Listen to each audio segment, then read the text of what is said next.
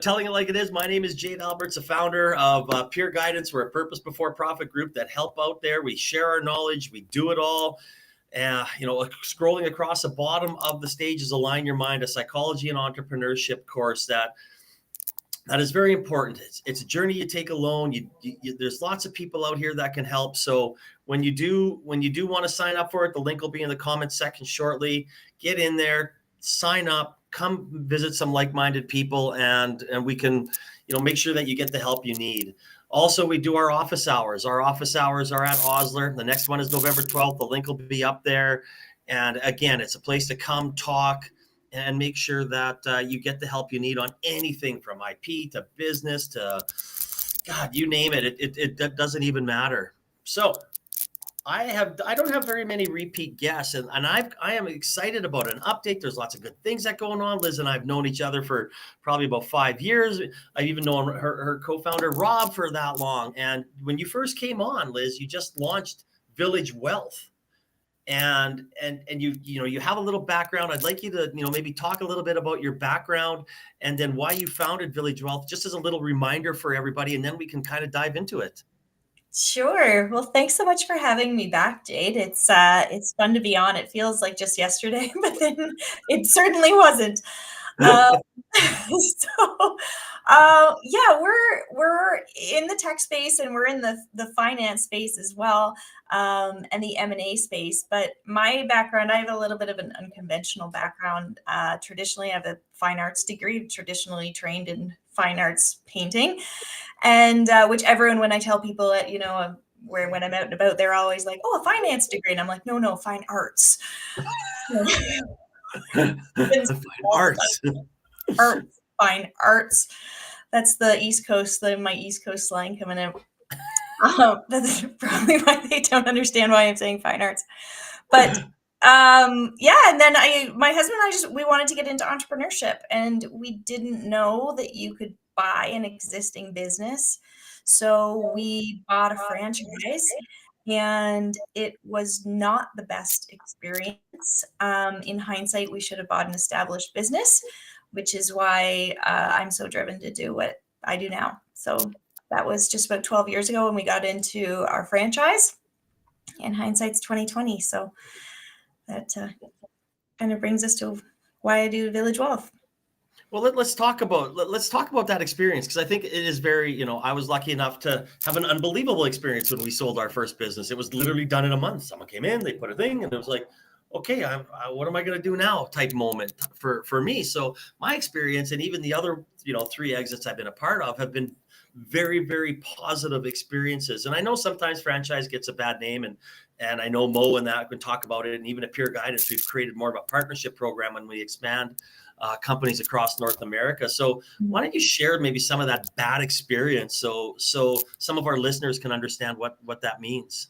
Yeah, absolutely. And I'll say too, like I'm not opposed to franchises. I think some franchises groups are fantastic. They provide so much support.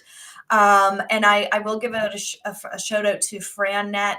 They're good partners of ours. FranNet are like franchise brokers. They kind of screen the franchises. We didn't use a FranNet.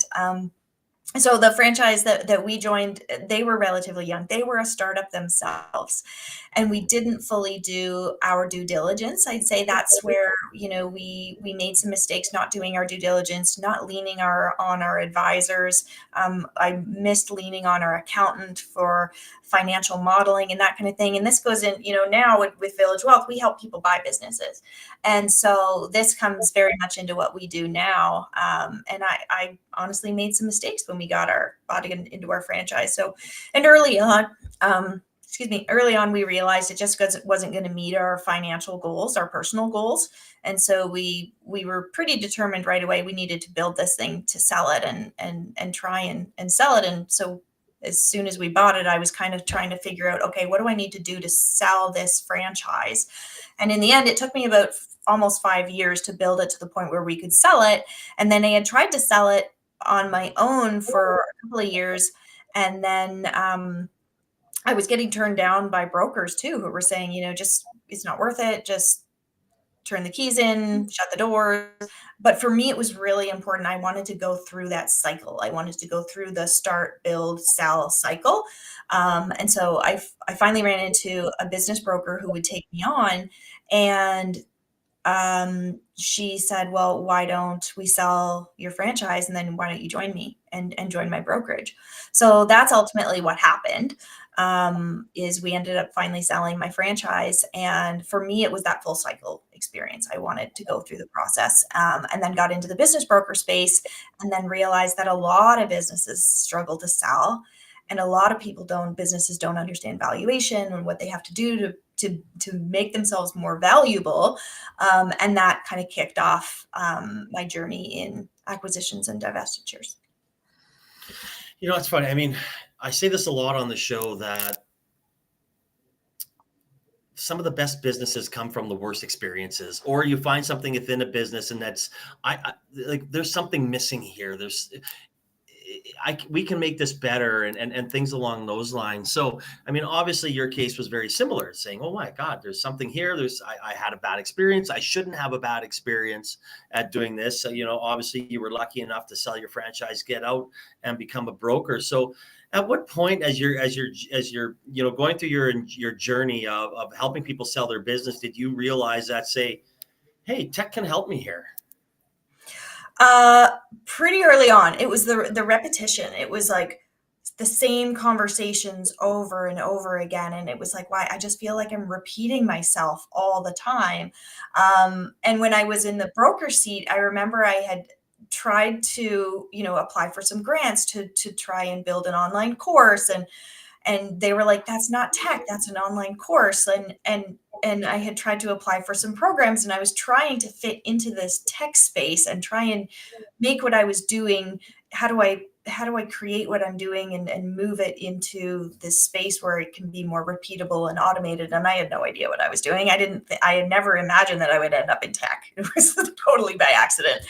And someone had introduced me to my partner, Robert Irwin, who he had started a foray into tech, and he came from the wealth management space, and he was pairing investors with financial planners, but they had these like anonymous profiles.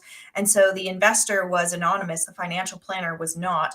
And then they could communicate back and forth. And when Rob and I kind of collided, it was like, and I had been looking for partners for a couple of years, and I knew I just didn't want to continue on. So what happened when I joined the brokerage, actually, unfortunately, the founder of that brokerage had passed away, and I ended up taking over the brokerage.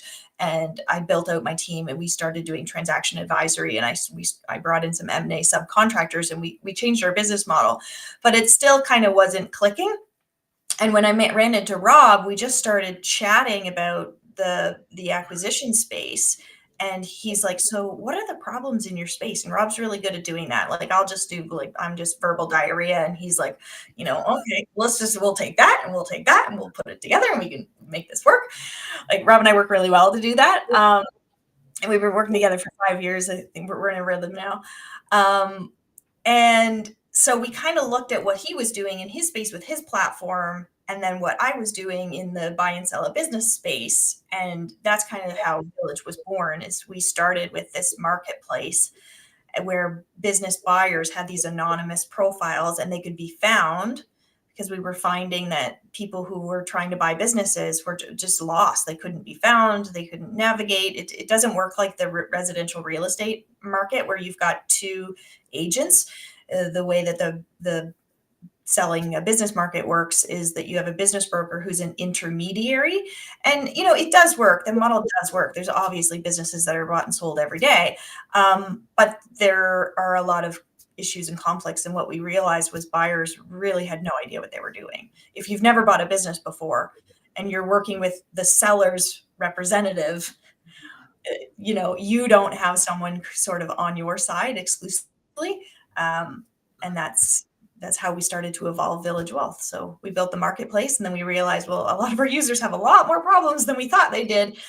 Well, let's expand and grow from this. No, again, I'm talking with Liz MacRae, one of the founder of Village Wellth. You can go onto the comment section, click on it, villagewellth.com. Wealth is spelled Wellth. You might be able to see it in the top right corner, right? But it's kind of in the spider web there, so you might not be able to make it all out, but it's in the comment section, I promise you. It is funny. I mean, again, I think I met Rob a little bit even before you, and I had him on the show here talking about match worth and things along those lines. And sidebar, quick sidebar. As there's somebody that was actually looking at doing exactly what he was doing, and I know when Rob kind of packed it in and joined you guys, I said, "Hey, Rob, do you mind talking to these people and giving them some of your insights to why you didn't, continue doing it and some of the, trials and tribulations that you had during your process, so you share your knowledge with them." And he did, and I mean, obviously, Rob's a friend as well. So I mean, it's amazing how all of our we are all friends now. We've been around this so long. So there is a lot of, I mean, the way you used to sell it. Maybe you put it in Kijiji, maybe you put it in, I mean, I don't even know if Facebook Marketplace was there, or eBay. I don't even know. It was very hard to find brokers. So why don't you explain a little bit about your process, how it works, and how you help the buyer and the seller. Sure. Yeah. So Village Wellth, we're building ourselves out and we're building our software to manage the acquisition process for predominantly the individual. We mostly work with folks that are leaving traditional careers, or they've had their career, maybe they've taken early retirement, or they're just not ready to retire yet and they want to do something else. So we work with folks like that have management experience, operations experience. They know how to run companies and run businesses. They've just never bought one before. And which is interesting because we're also attracting interest from the tech ecosystem. We're starting to, see people who have built tech companies or startups and had an exit and go, "I'm not doing that again. I want to hit the ground running. I want to buy something." And the banks will finance the majority of an acquisition, which is new information to some people as well. And so Village Wellth is building software to manage kind of from cradle to grave the whole acquisition process in a hybrid way with supported technology, as well as advisory support and peer groups. So that's something that we knew that we've launched this year, is our education in peer group format, so that we can continue to make it scalable. But we started out with our marketplace. And so people who are looking for a business to buy can register their search criteria in our marketplace and get paired with people who are selling businesses on the sell side. We work a lot with brokers and M&A firms who use our marketplace. The trust that we're starting to build in the industry is continuing to grow because folks that use Village Wellth have access to our support and our programming. So they tend to be a higher sophistication. They tend to be more knowledgeable about the process. And because we help them through evaluating the companies from a debt perspective, when they look at a company, is this company based on my needs and how I'm going to, if I'm going to work in the business, I need a living wage. How are the banks going to look at financing this based on, the purchase price and all the other sources of capital? So we help them navigate, and that's what we're building software for too, ultimately, is managing that modeling piece. So we model how they would offer on the company, and then we also manage the debt process. So we've set up a debt advisory program and are building our software to kind of guide people through the financing piece when they're buying a business.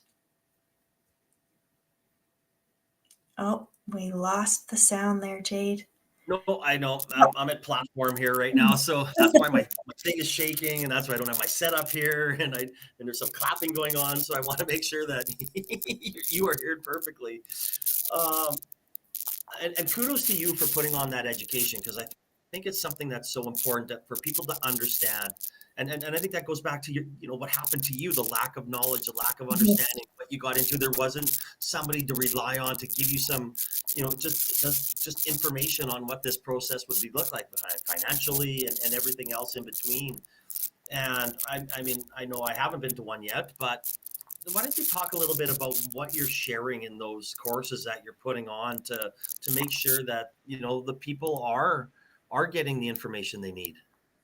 Yeah, so we look at acquisitions as a six-stage process, and a lot of people come to us and they're like, "Oh, I'm searching for a business," and we go, "Well, phase one is your planning and your strategy of how you're going to go about this. Have you done X, Y, Z?" And they're like, "Well, no, not really." We're like, "Okay, well, we need to back you up. We need to start here first."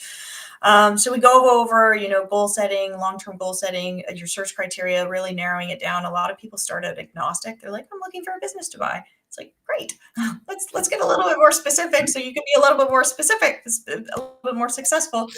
So we look at the planning piece and then we look at the strategies of searching for a business. This is an underground market. Like people aren't like, "Oh, my HVAC company's for sale.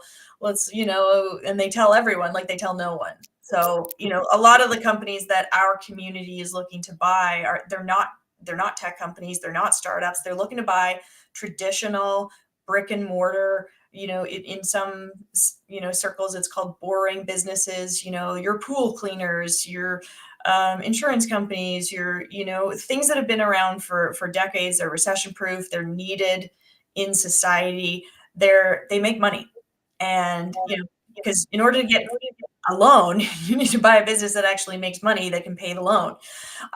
So we typically work with folks that are buying and selling businesses in the $1 to $10 million range. And sellers can use our platform because they can access all of our buyers. So they know that they're getting really motivated buyers that when they engage with us, and it's a really simple system to use. You again used mostly by the broker community, and they can connect with what they can see all the buyers anonymously. They can connect with them. It opens up an in-app chat in behind the scenes, and then once they interact with one of our buyers, we're there on the buy side to help them through.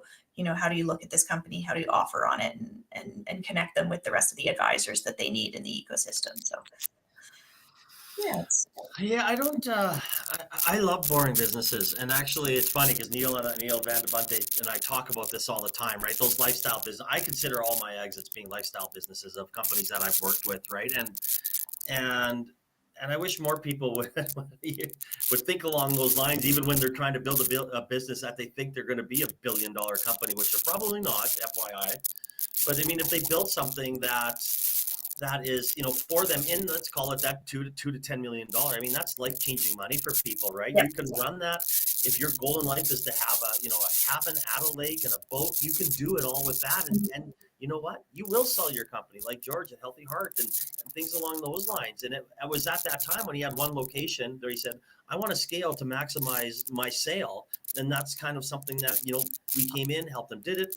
The banks were obviously, he didn't have to go look for capital because he had a very strong business with very good books, and they lent him the money to go. And then before you know it, somebody was knocking on his door. He wasn't, this is before I knew you, but it was like, okay, someone's taking notice. My competition, the big guys are taking notice, and that's kind of what we wanted to do. So those boring businesses are something I truly believe we should talk about a little more in our community. Well, and it's really interesting because what we're seeing too is that, the next generation of ownership are more tech enabled, and they're looking at, I'm going to buy this boring business and then I'm going to bring technology into it. And how can I automate and innovate within this?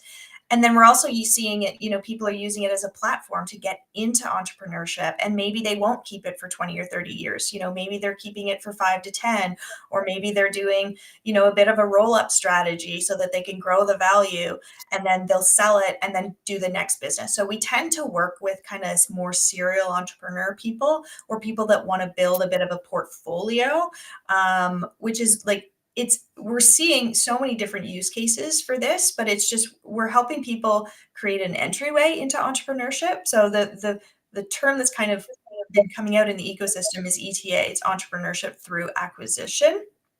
And then we're also seeing people, maybe people that have been in the tech space previously are bringing some of that technology, or maybe other companies, and kind of blending it with a traditional company. So we've seen that as well.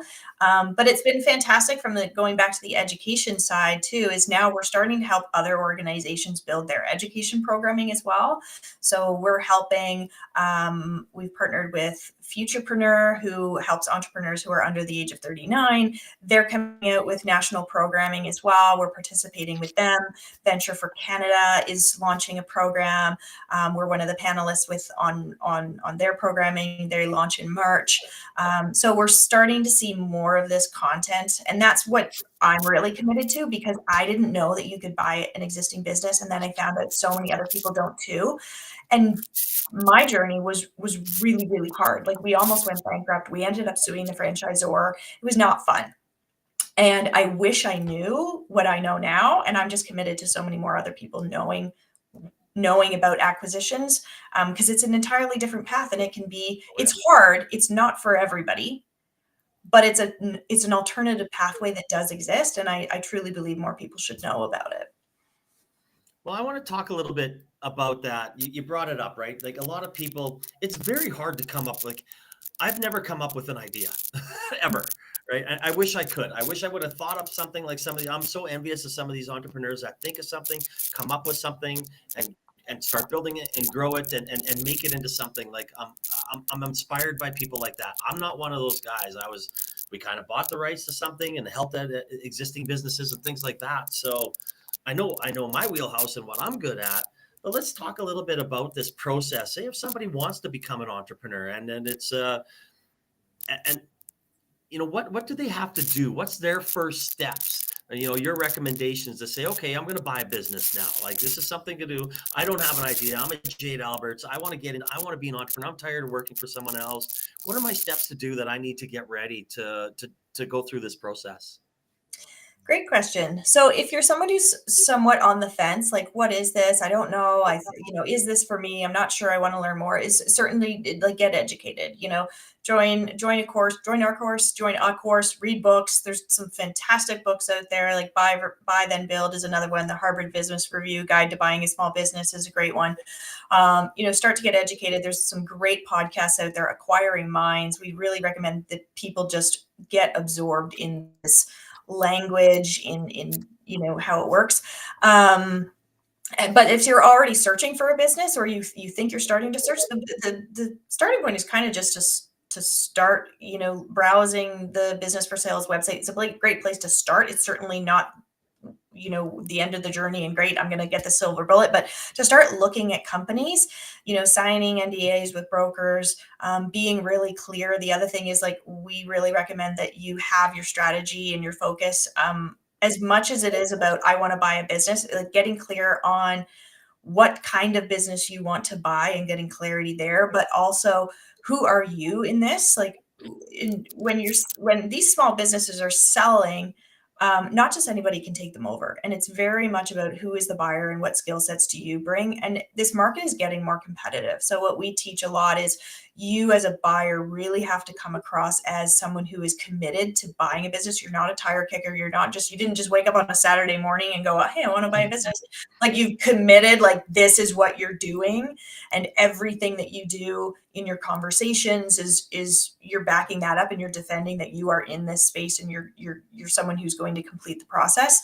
And you personally brand yourself. So we train on how to put together your personal brand. And as much as you're searching for a business to buy, you're also, you're pitching yourself. Like, in startup world, pitching is something that's very common. In the acquisition world, you're pitching yourself, and you're pitching yourself depending on how you plan to fund your acquisition, whether it's personal funds, or whether you plan to raise capital. You're pitching yourself to the seller, you're pitching yourself to the banks, you're pitching yourself to the brokers. And then, if you choose to take on investors, you're pitching yourself and your concept and your vision to investors who may co-invest with you. So that's an area that Village Wellth is getting into within the next year, is using our platform to pair with investors who want to co-invest on acquisitions. And the returns, it's not a unicorn. You may not see that level of return, but you're certainly seeing a healthy return of what we've seen from other funds that are co-investing, is somewhat between a 20 and 30% return rate on co-investing in acquisitions. So that's kind of what's coming for Village Wellth, is moving down that path. Well, we'll maybe talk about that in a few minutes, but and that's I get that, right? I mean, the education side of it. How about from a financial side of it? You said, maybe the average Joe doesn't know investors or know that they even can go down that road. What should they do to, maybe prepare themselves to sit down with a bank? Are there, I don't want to put you on the spot here, but maybe I won't ask that. I was going to ask if what banks are best for it, but It how to get you depends, Dave. It's the answer for everything. It depends. exactly. What do they need to do, like, to to kind of prepare themselves if they if they just don't want someone to come down, I want to buy a business, and I got nothing, right? Like, what do they have to do to really make sure financially beforehand that they have some sort of capital, or what kind of capital do you think they need? I know it's a big wide net of a question. It is, but I can try and answer it as succinctly as possible. So, and where Canada is very closely monitoring what's happening in the U.S. The U.S. have some fantastic acquisition programs. Um, and so in Canada right now, what we're seeing is the banks will kind of do 65 to 75%, in some cases more, of the acquisition. So then, you're looking like, let's use that 75%. Let's say you can get, the top end of, um, and so you need to fill 25% gap. It doesn't all have to come from the purchaser. The banks do like to see that a purchaser has skin in the game. Ideally, like, they love it when you have 20%. 20 to 30% is what they love to see. What is also possible is, 5 to 10% is possible, but you have to fill the other gap with either co-investors or seller financing. And so what seller financing is when the business owner defers part of their compensation from the sale, and they say, I will take it over time. Normally that seller financing, in order for it to be considered equity, that the buyer's putting in, the seller financing normally is deferred for the term of the loan. So if the bank's loan is 5 to 7 years, that seller is deferring a percentage of their price. But because we're also seeing more competition in the market, we are kind of seeing these, valuations go up a little bit. Once upon a time where we were seeing kind of 2 to 3 time multiples, we are kind of starting to see some of that creep in the small business space, 3 to 4, 4.5 in some cases, depending on the type of business. And if they want that higher multiple, oftentimes that's where they do have to cough up. They have to say, you can't get all of it. If you want that purchase price, you just can't get all of it at closing. We're going to spread it out. And there might be a deferral period. So that's a lot of information in a hiccup of a comment, but that's kind of what we see, or we're seeing it. It can be successful in a combination of ways, which is what we're building our software to be able to translate to people who are not, deeply financial backed people. Like, traditionally, the people who were buying businesses are people who are coming from banking jobs, and they're coming from private equity, they're coming from finance background, and we're trying to make acquisitions more accessible to people who don't have this deep financial background, because it's more about the operations. Like, you have to get through the acquisition to the point where you're operating the company, and that's what our community really has great strengths in, is operating the company. They just know how to buy. So that's where we're building our software to fill that gap. I think you could be our first 3-time guest, because I truly believe that talking about like selling your business and the acquisition on how you should end it. I mean, I know from doing it a few times that, my advice to somebody wanted a 5-year buyout, and then and I can go on forever saying, oh, no, don't do that. You're going to hate it. It's not going to be your company anymore. You're going to be a number. You're not the boss. They'll probably change the name, take a 1-year buyout. And then, because as you said, that buyout was tied to his 5-year exit. If you want to leave after 2, they're just going to cut that, saying, okay, well, if you can leave now, we're going to give you this, and you're going to lose a lot of the profitability that you had with your original buyout. So I know George was very grateful when I said, don't do this. And he settled on 2. And in about 14 months, he's like, oh my freaking God, thank God I don't have 5, right? I can't do this anymore. I can't do this. I was like, I know, that's why. Like, I can't stay. And that's the thing, is like, this is not black and white. This does not fit in a box, selling or buying a business. There are so many ways that you can do it. You can be really creative with it too, if you're really motivated to make it work. And from the seller's perspective is, yeah, there's this consciousness of like, how much do I want to stay involved? Do I want to stay involved? How much is at risk? What, like, there's so much fear around seller financing. But it's also, if you're comfortable with what you get at closing, and then look at the rest as like it's a bonus, but you're going to put your best effort in order to get it. But also, like, that's where, like, you got to have a good lawyer. Like, I can't speak enough about having the right lawyers in this process. Like, please don't buy or sell a business with someone who doesn't do this on a regular basis, or, to any depth, because there are so many nuances in these contracts that will protect both the buyer and the seller. And at the end of the day, you want to win-win. You want to, you're not going to get everything. It's a negotiation like anything, but, fit. And this is where I think, like, people ask me, where do you think things are going? And I think, access to capital is changing in this space. I think access to capital for people buying businesses is getting better. And so, once upon a time, it was like, well, who could afford to buy my business was often, there were less buyers out there to buy these small businesses. And now there are more buyers interested in these types of businesses. And it's not going to be about who can afford it. It's going to be who's the right fit, because it's more about, who is the right fit to really make my company shine and take it to the next level, and who's the right person that's going to take care of my people and my employees and service my employees. That is really, really coming to the surface as one of the most important factors in legacy for people who are selling.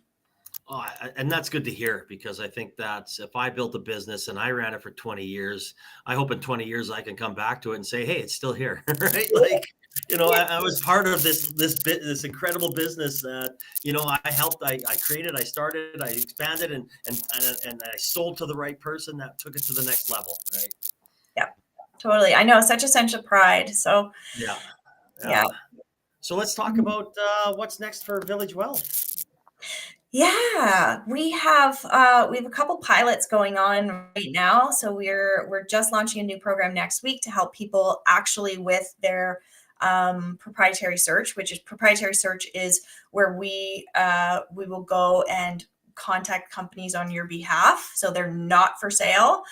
We have a broker partner we're working with who's helping us do this, so we can actually help more people more intimately with their search. And again, we're always have our eye on where are we building software around this process to automate it. And we do use an AI tool in our search outreach, but so that's one of our programs that's coming to light. We have some exciting partnerships, which we can't announce for a few months, coming up with some other software companies in our space, which we finalized this morning. So you'll have to have me on the third time, so I can share all of these new things that are coming up. And then the co-investment, I call it the co-investment crusade, is to really open up the investor market to small business acquisitions. And we've partnered with an EMD to pilot a program for co-investment. So if there's any investors that want to talk to me about this, we'd love to chat with anyone who's in the investment space. So lots on the go, and the partnerships with VFC and Futurepreneur, we're really looking to help stretch the awareness across the country in Canada for acquisition. So our partnerships are really coming full circle now. Oh, that's awesome, and it's been fun watching you grow and turn this into something that, and again, that helps people achieve their dreams. Right. I mean, that's the way I look at it. Right. I mean, it's not easy to buy business. It's even harder to run a business, and even unbelievably to start something from the beginning is incredibly difficult. So, making this process and putting the right people within the right companies to keep those legacy businesses, lifestyle business, I don't care what you call them, they are fantastic businesses that can be life-changing for so many people. Absolutely. And they're the everyday businesses that we use on a daily basis. It's, where you drop your child off at daycare, where you take your pet to the kennel. They're, you're calling your furnace company. Like, we use these companies every day. And, with the demographic, like, a lot of these business owners are coming up, are retiring. And we need more people who are stepping up to buy them. No, absolutely. Absolutely. Oh, I'm always sad when my conversations come to an end. This has been such a good one. This one pulls on my heartstrings because I just love lifestyle businesses like so much and preach how great they are to people. But I'm going to ask you this question. You've answered it before. I should have gone back and looked at your answers, what I should have done, and said you can't use it, but I was too Oh, lazy. I don't remember what the last ones were either. Okay, hit me. Well, Liz, if you had one piece of advice for a startup or an entrepreneur, what would that be? Surround yourself with the right people. So it's all about the people. We have a phenomenal team. I have great partners where our skill sets really complement each other, and it took a long time to find those partners. Um, Partnerships, I would say, don't go into them lightly by any means. But when you find the spark and the magic of the people that you surround yourself with, it should feel natural. And I'm very blessed to say that like our entire team has felt very natural coming together. And I think that's why we're having the success that we're having now, is because that kind of serendipity and that blend of our skills and personalities. It's really fun. We laugh a lot in our meetings, and we hang out at Platform on Tuesday afternoons. So like if you're around us, I'm sorry, we're kind of loud and we laugh a lot. We have a lot of fun. Well, laughter is the best medicine, right? I always talk about that. I laugh a lot. And I mean, I love laughing. It's something I do. I love comedy. And my TikTok is dialed in to make me laugh every day. And when I need it, I guide there. It'll be a Seinfeld clip. I don't care what it is. It makes me laugh. I need to laugh. It's funny, Rob. It's funny you mentioned Rob or Seinfeld. Rob, my business partner, he says that I remind him of Elaine from Seinfeld. So who's he, George? Compliment. I love Elaine. I'm a huge Elaine fan. So what is Rob, George? I haven't thought about that. Let me get back to you. I hope he's watching this and we'll just change his name. Rob, aka George Irwin. Next time you see him, you'll be like, "Hey, George." He'll be like, "Hey, George." Oh my God, that's awesome. Liz, thank you so much for joining me and sharing your story and your knowledge and for what you do to help businesses and help people achieve their dreams. And for anybody that wants any more information, just click on villagewellth.com in the comment section. And again, if you are out there and you are struggling, we have a psychology course that we're running. It's on, the next one is on next week on the 6th. And we have some in December 4th and 18th as well, or 16th. And of course, our one-on-one support with our partners, Osler Law Firm. If you want to come in, just sit down, talk about your business, talk about anything, we're there for you. So, click on that in the comments section. Again, Liz, thank you so much for coming on, sharing your knowledge. And I hope everybody has a fantastic day and enjoy the beautiful sunshine. Well, we still have it. Warm weather. Okay.